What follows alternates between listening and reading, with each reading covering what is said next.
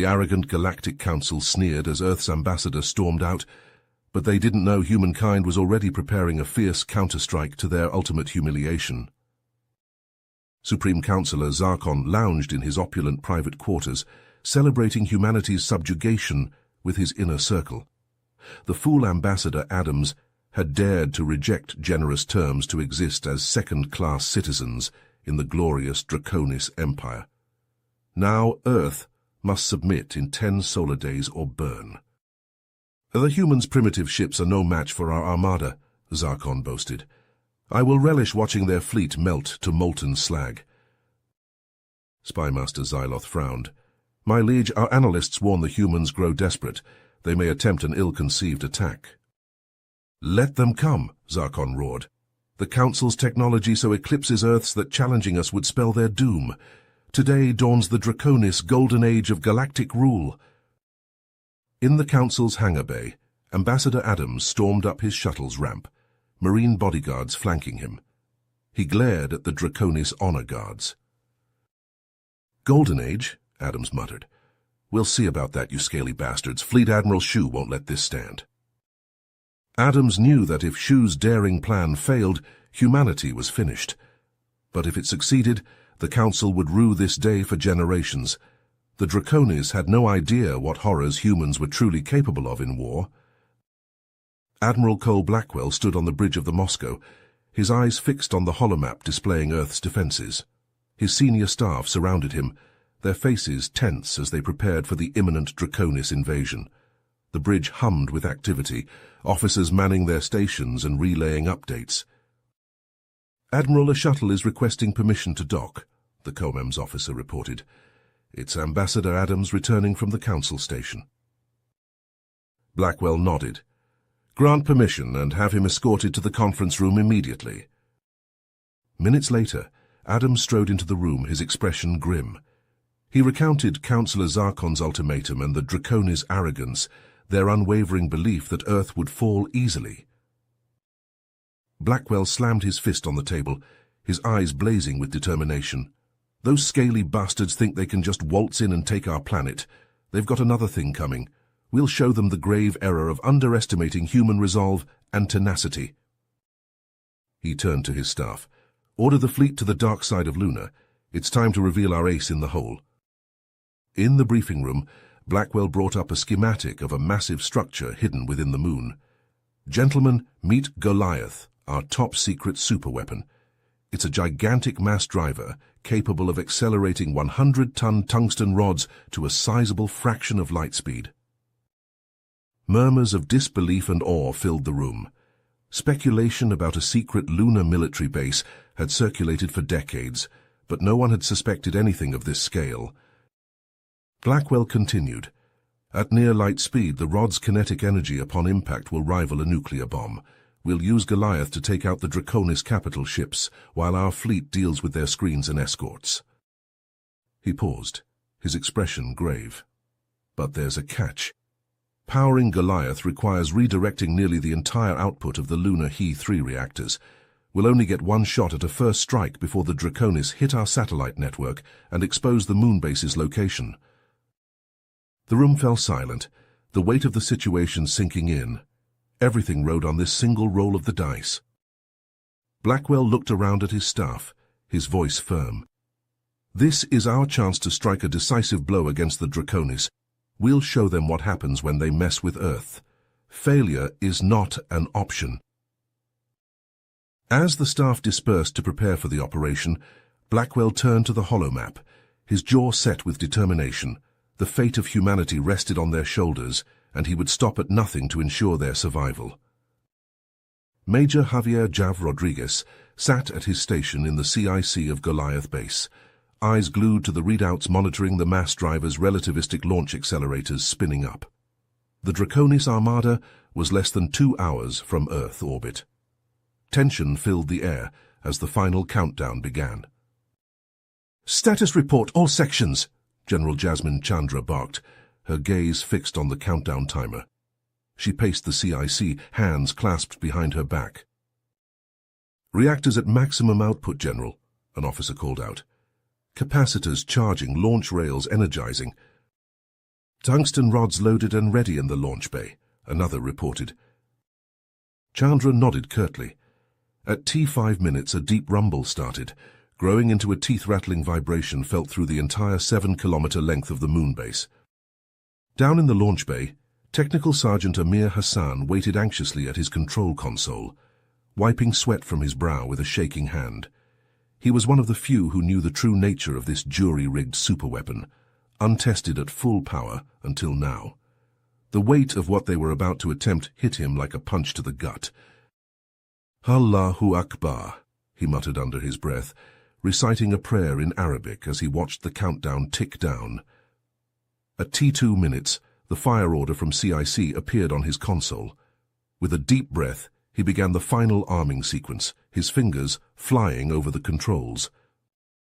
Above the lunar surface, the human fleet waited with bated breath in close formation, behind Luna's horizon, hidden from the enemy sensors. On the bridge of the flagship, Ambassador Adams and Admiral Blackwell stood before the tactical holo display, watching the Draconis fleet approach. Their faces were grim, jaws clenched tight. The seconds ticked down. 3, 2, 1. Abruptly, the moon's dark side lit up like a dozen suns as Goliath fired, the muzzle flash visible even in the vacuum of space.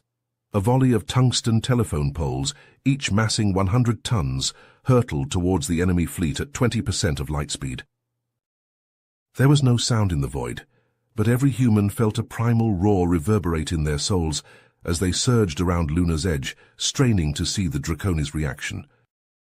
The enemy fleet was plunged into chaos, the blinding flash throwing their formation into disarray. Mere seconds later, the first relativistic rounds found their marks, striking with the force of nuclear bombs. Ships crumpled and exploded as the ultra-dense kinetic kill projectiles tore through them like tissue paper, the sheer energy of their impacts vaporizing hulls and crews alike. The Draconis never even saw what hit them. Zarkon lounged on his command throne, a smug grin plastered across his scaly visage as he watched the blue-green arc of Earth grow larger on the viewscreen. The primitive humans would soon learn their place, groveling at the feet of the mighty Draconis Empire. His clawed fingers drummed on the armrest, eager for the impending conquest. Without warning, the viewscreen flared a blinding white, searing Zarkon's retinas. The deck bucked violently beneath his feet, hurling him from his throne in an undignified sprawl. He crashed to the floor, his crown clattering away as emergency klaxons blared. "Report!" Zarkon roared, struggling to his feet. His head throbbed, vision still spotty from the flash. The ship's AI droned over the chaos, escorts Krutan and Nakatoth vaporized by unknown weapon. Capital ships Maktar, Zinkaru and Vorlak suffering catastrophic damage. Vorlak silent, all hands lost. Zarkon staggered to the tactical console, shoving aside the dazed operator. The readouts flickered and danced, sensors overloaded by the blast. He pounded the console, bellowing for answers, but his bridge crew scrambled in panic, their usually precise discipline shattered. "Incoming," the weapons officer shouted, her voice cracking. 4 projectiles, fraction of light speed, impact imminent. Zarkon whirled to the screen, eyes widening as the computer tracked 4 shimmering lines arcing past the flagship at impossible speeds. No point defense could touch them. They flashed towards the battleships Canvir, Zalnath, Din Roth and Korvax, striking them amidships with unimaginable force. The mighty warships crumpled like cheap plastic toys hit by a sledgehammer, their hulls shattering. Blinding fireballs consumed them as their antimatter reactors lost containment, the detonations rippling across the fleet. In an instant, a third of his most powerful ships were gone. Zarkon gaped at the carnage, his mind reeling. How could the primitives wield such devastating power? It defied belief. "A new contacts," the sensor officer cried, pointing to the screen. "Human fleet closing fast." From behind Earth's moon, the human ships surged into view, engines burning at full power as they knifed towards the Draconis' broken formation. Zarkon cursed, realizing they had blundered into a trap. The humans had played the helpless fools, luring them in only to sucker punch them with this new weapon. "Return fire," Zarkon screamed at the weapons officer, spittle flying. "Burn them from the sky!" But it was too late. The human barrage of missiles, railguns, and particle beams slammed into the Draconis ships, their shields wavering under the onslaught. The flagship shuddered, sparks flying from overloaded consoles. Acrid smoke choked the air as the lights flickered. In the chaos, a tense voice cut through the din. "Sire, we must withdraw." Zarkon turned to see Spymaster Xyloth, his usually immaculate robe singed and torn. The Spymaster met his gaze, face grim yet resolute, as he uttered the phrase not heard in generations. Zarkon's fists clenched, fury and disbelief warring within him. Retreat. Impossible. Yet as he looked at the view-screen, his fleet burning and the human ships closing in for the kill, a cold dread settled in his gut. The Moscow shook as a plasma torpedo impacted its shields. Sparks flew from overloaded consoles on the bridge. Damage control crews raced to contain fires breaking out across multiple decks. Admiral Blackwell gripped his chair's armrests, knuckles white as he weathered the hit. His eyes darted across the tactical display, taking in the fleet's status with a sinking feeling in his gut. "Admiral, the cruisers Toronto and Jakarta report main power offline," the ops officer called out, her voice strained. "The carrier Sao Paulo is venting atmosphere, hull breaches on multiple decks. The destroyer Kyoto, she's gone, sir. All hands lost." Blackwell closed his eyes for a moment, his jaw clenched tight. The losses were heavy, but they paled in comparison to the Draconis' casualties. The holo display showed the enemy fleet in disarray, their formation shattered. Most of their capital ships were nothing more than expanding clouds of molten debris, ripped apart by Goliath's relativistic bombardment and the human fleet's unrelenting assault. Ambassador Adams staggered to Blackwell's side, wiping blood from a gash on his forehead. Despite the carnage, he grinned fiercely. "I think we have their attention now, Admiral." Blackwell nodded, his expression grim. "That we do, Ambassador, but we can't let up. Not until they're running with their tails between their legs." He turned to the weapons officer. "Concentrate fire on their flagship. Have the London and Berlin focus everything they've got on that bastard Zarkon's ship." On the bridge of the Draconis flagship, Zarkon picked himself up off the deck, his ornate robes torn and singed. Fury burned in his eyes as he surveyed the destruction wrought upon his fleet. Spymaster Xyloth limped to his side, one arm hanging useless at his side. "Sire, we must withdraw," Xyloth urged, his voice ragged with pain. "Regroup and—" "Withdraw?" Zarkon snarled, rounding on the Spymaster. "The Draconis do not flee from primitives. We will crush these upstart humans and—" "Sire, the humans have destroyed 60% of our forces in minutes," Xyloth snapped, cutting off Zarkon's tirade. "If we do not pull back now, we will have no fleet left at all." Zarkon opened his mouth to retort, but the ship's AI blared a proximity alert. "Warning, 2 human boarding shuttles have penetrated our shields. They have latched onto the hull near the hangar bays." The counselor froze, the realization that the battle was truly lost sinking in like a lead weight in his stomach. His fists clenched and unclenched as he struggled with the bitter taste of defeat. Order a fighting withdrawal," Zarkon ground out, each word feeling like broken glass in his throat. "All ships fall back and regroup at the edge of the system." As the Draconis fleet began a humiliating retreat, Zarkon turned to the ship's marine commander. "Deal with the boarders. Let none survive." He drew his sidearm, the weapon feeling heavy in his hand. "I will handle this personally." The flagship's hangar bay was a scene of tense preparation. Crates and shuttles were hastily shoved into makeshift barricades as the squad of Draconis Marines took up defensive positions.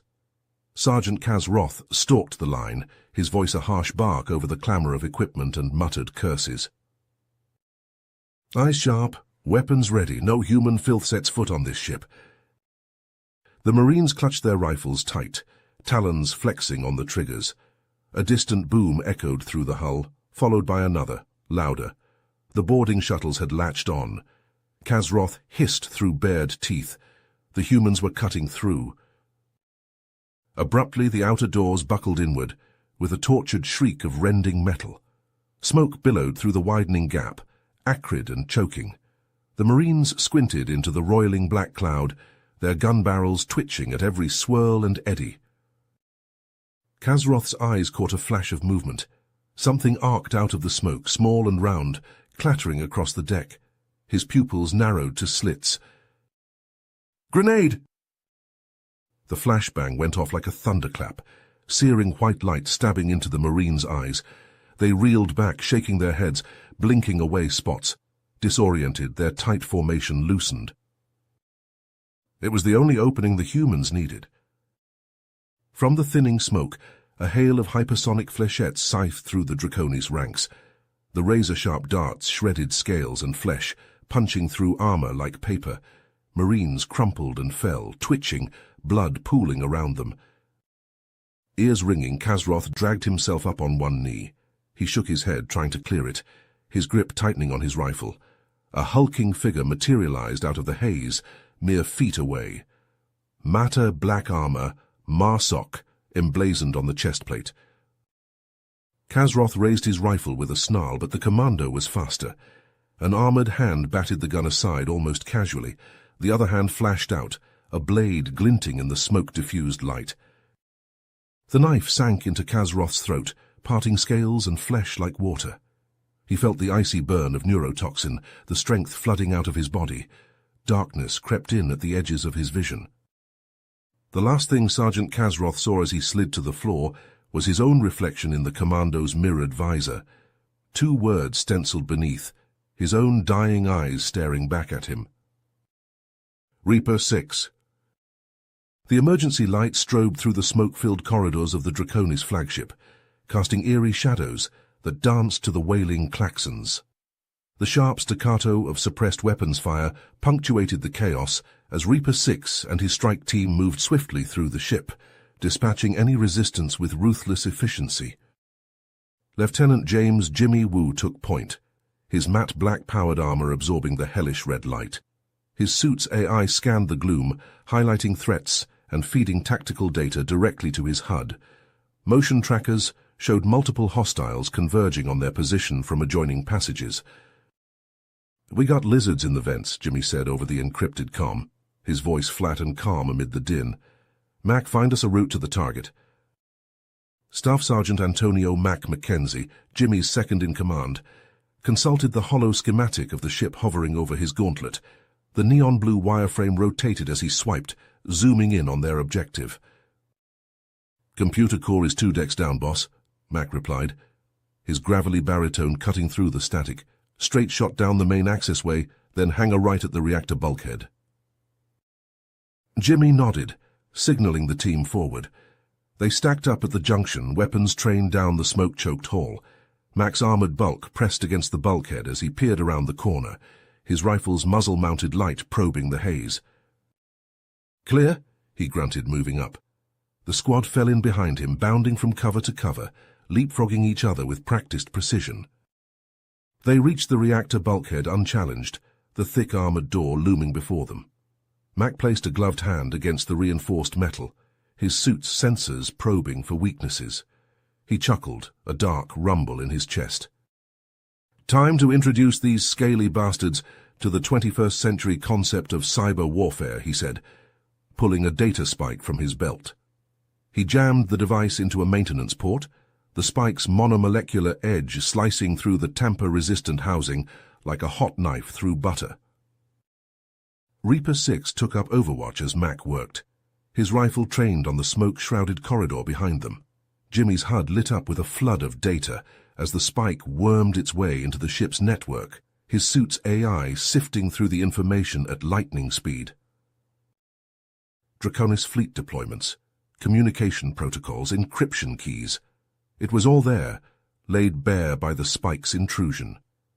The data streamed across Jimmy's visor in a cascade of neon hieroglyphs, each one a piece of the puzzle that could turn the tide of the war. "To downloading now," Mac reported, his voice tense with concentration.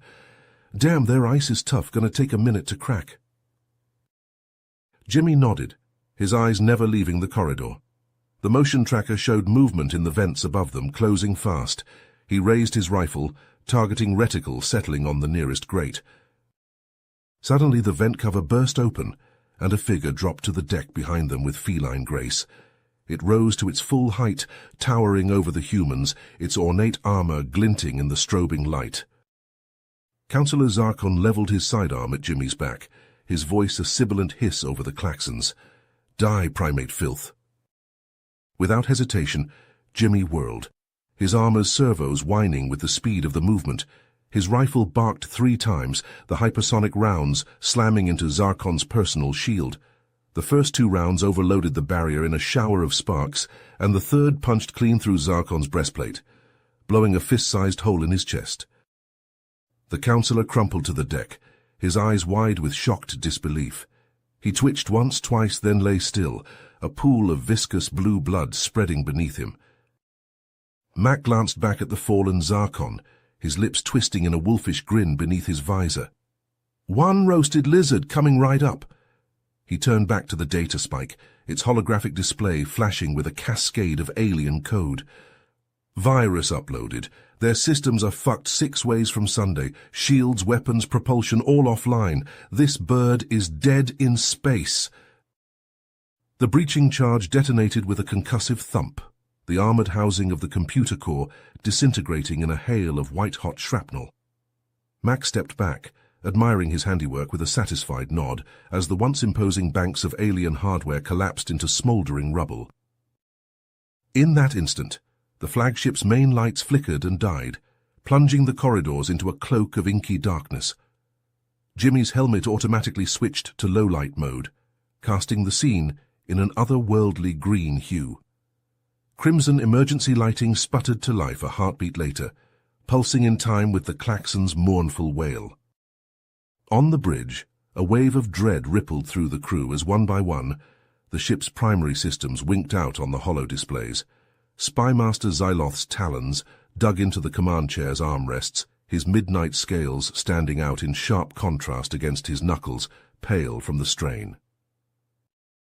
The weapons officer, his voice tight, reported the grim news. "Spymaster, main drives and shields are offline. We're dead in the void." At the comms station, the communications officer worked his console with increasing desperation, the clicks of his claws on the haptic interface betraying his fraying nerves. He looked up, golden eyes wide. "I can't raise Councillor Zarkon. He's not responding." Xyloth's eyes narrowed to glittering slits, his razor-sharp mind already racing through the implications. The ship was crippled, and their supreme leader was missing, likely dead at the hands of the human strike team.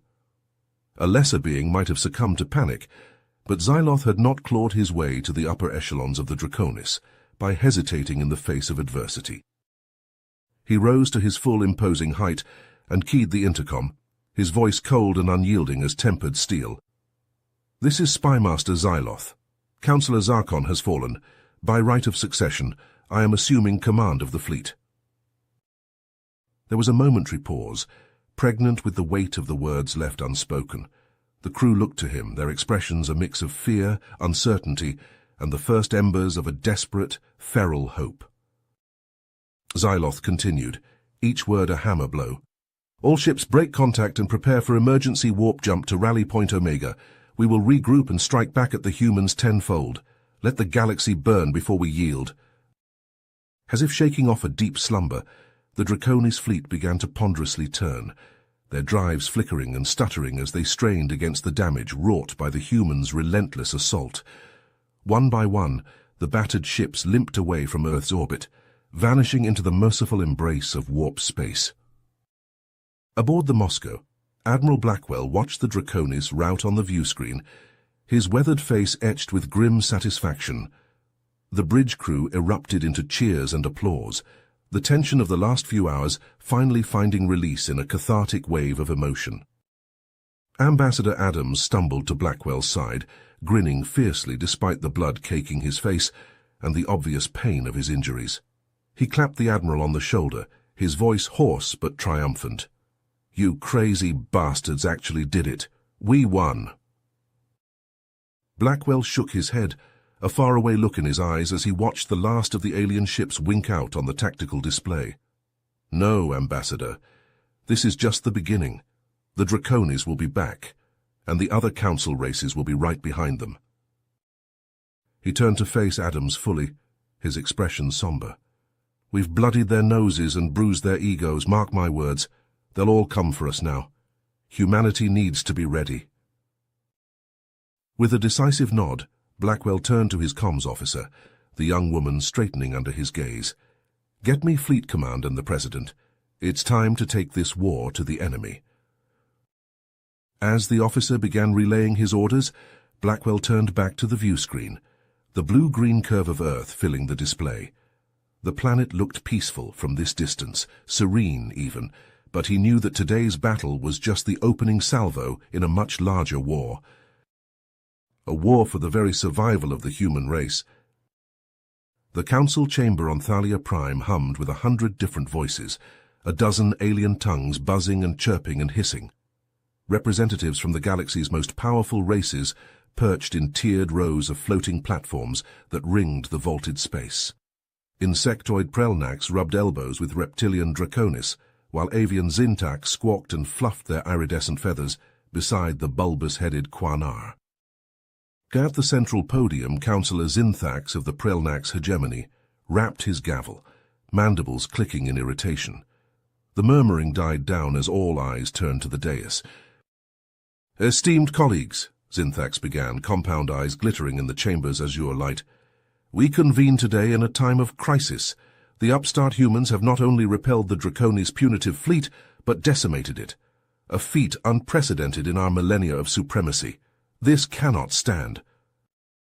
The chamber erupted. Shouts of outrage and disbelief bounced off the curved walls. Appendages slammed on desks and wings beat the air in agitation. The Draconis ambassador Casvor surged to his feet, scales flushed crimson with rage and humiliation. He pounded a clawed fist on his platform's control panel. The humans employed cowardly and dishonorable tactics, striking without warning. They must be made to pay for their insolence. Zinthax inclined his angular head. Indeed, the council races must unite to crush this threat before other client species get ideas of rebellion. He raised a segmented limb, digits splayed wide, to capture the chamber's attention. "I propose a resolution, a full military mobilization, with each member race contributing ships and troops to a combined armada. Together we shall descend upon the human worlds like a swift and terrible blade, cutting out this cancer before it spreads." Casvor hissed his approval, baring needle-sharp teeth. "The Draconis Imperium commits 100 warships to this righteous cause. Let the human worlds burn for their defiance." "The Prelnax will match that number," Zinthax declared. "Our soldier drones will darken the skies of Earth." One by one, the other councillors voiced their assent, each trying to outdo the last in ships and troops pledged. The Zintac boasted of their aerospace fighters that could shred human vessels like confetti. The Quanar spoke of armored legions that would crush human cities beneath their heel. "Are we in accord?" Zinthax asked finally as the last pledge echoed through the chamber. A chorus of ayes and raised appendages signified the council's approval. The vote was unanimous. As the resolution passed, Zinthax felt a fierce grin stretch his mandibles. By this time next cycle, the human homeworld shall burn, and their vaunted heroes will be naught but ashes scattered on the solar winds. So let it be written, so let it be done. The councillors rose in a standing ovation, stomping and screeching and roaring, until the very foundations of the chamber shook with their bloodlust. Earth's fate was sealed. The massed might of the galaxy would fall upon it like an unstoppable storm, and the upstart humans would learn the folly of defying the Council's will. The skies over Earth churned with the chaos of battle. Uncountable ships swarmed like locusts blotting out the sun, a seething mass of alien metal here to erase humanity's cradle from the cosmos. The Terran fleet, exhausted, depleted, fought with desperate fury, mucking the Council armada pay in blood for every inch of space. On the bridge of the Moscow, Admiral Cole Blackwell clenched his jaw as he watched the tactical display. His fleet was a guttering candle against the endless night of the invasion. For every enemy ship destroyed, 2 more surged forward, an inexorable tide. Ambassador Donovan Adams stood beside him, his once pristine suit now scorched and torn, stained with the grim residue of war. They'd fought this hopeless battle for months, the 2 of them, bleeding the Council forces in a fighting retreat back to the Sol system. Blackwell dragged a hand down his face. "We can't hold them, Earth will fall, it's only a matter of time now." Adams nodded grimly. "Then let's make sure those bastards choke on the ashes. If Earth burns, we'll light the damn fire ourselves and spit in their eyes as they watch." Proximity alerts blared, and Blackwell snapped his gaze back to the displays. A new contact, impossibly vast, a behemoth dwarfing even the Council dreadnoughts. Confusion sliced through the bridge crew. They had nothing that size. Had the Council been holding something back? But this ship was different. Elegant and lethal, wrought in burnished silver metal, a raptor among vultures. And there, emblazoned on its armored flanks, an emblem out of legend, the swooping wings and talons of the Terran Alliance, the star-spanning human civilization lost to myth and time. More ships poured out of warp space, a fleet of giants, and a voice crackled over the comms, deep and resonant, heavy with power and age. "This is High Admiral Thorin Voss of the Terran Alliance. We received your distress call, our long-lost brethren. You fight with courage and honor against the tyranny we once faced. You do not fight alone." As one, the Terran ships opened fire. Lances of blinding energy slashed across space, tearing through the Council armada's hulls like they were paper. Ships came apart, disintegrating, melting, consumed by stellar flame. The Moscow's bridge erupted into ragged cheers as the tide turned. But Blackwell and Adams didn't join the jubilation. They exchanged a heavy glance, the weight of history pressing down like gravity. They'd won this battle, yes, but the war churned on. The ghosts of the past had returned. Nothing would ever be the same. Unnoticed in the chaos, a single Terran shuttle slipped away from the carnage. It knifed down towards Earth, bearing a delegation from the Alliance, here to meet the leaders of the human resistance who had so valiantly defied the Council. Aboard the shuttle, a hooded figure stood at the viewport, staring down at the blue-green jewel of Earth. A strange mix of pride and sorrow played across her face. It had been so long, but at last she had come home. The figure lowered her hood, revealing features both achingly familiar and rendered strange by the passage of eons.